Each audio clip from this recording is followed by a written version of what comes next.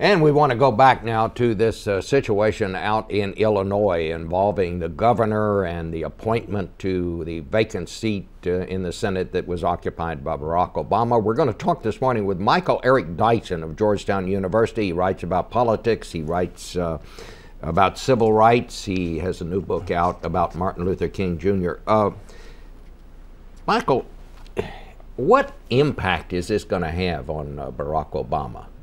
Well, I think obviously it shows a sharp contrast between the sort of reform politics that Mr. Obama has been well known for and the kind of, to borrow a phrase from John Bunyan, the slough of despond, the swampy politics of Illinois that have sunk many people before him. You think about Governor Kerner, you think about Governor Ryan, you think about Illinois State Secretary of State Powell. There's a tremendous history going on there, and I think Mr. Obama has distanced himself strategically from that. You saw the article this morning that talked about how from early on he tried to create distance between him and Governor Blagojevich because of the cloud of suspicion that hung low upon him. So I think in the long run that it will serve to underscore what he has achieved in contrast to the politics of Illinois, and it calls forth his commitment to be transparent in his own political operation. But there's no question that some people in the Obama transition team have talked to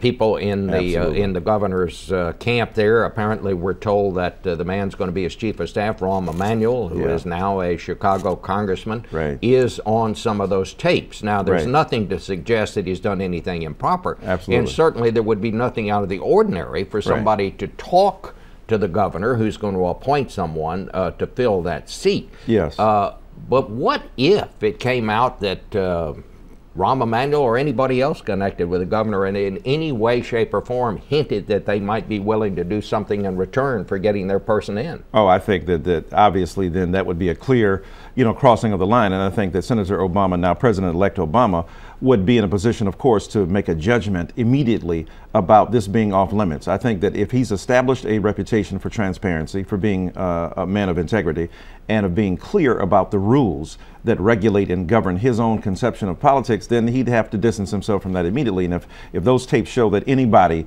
in his camp offered pay to play, hinted at it, innuendo, insinuated, then I think that would be a clear line, and he would act with dispatch to distance himself from that. Now, I know you're very close to Jesse Jackson Jr., who very much wanted the appointment. We know he has talked to the governor about it. Now there are these reports, very vague, that perhaps somebody who's been a fundraiser for him might have been willing to raise some money for the governor. Nobody knows exactly what it is.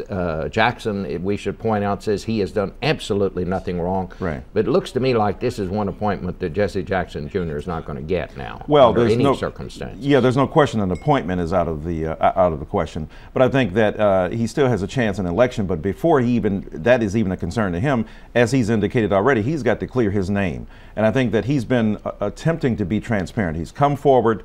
Bill Bennett even said, look, if you have no problem with something and you've been accused of something, then stand on the rooftops and declare it. Jesse Jackson has stood on the rooftop, so to speak, Jr., to declare that he's innocent.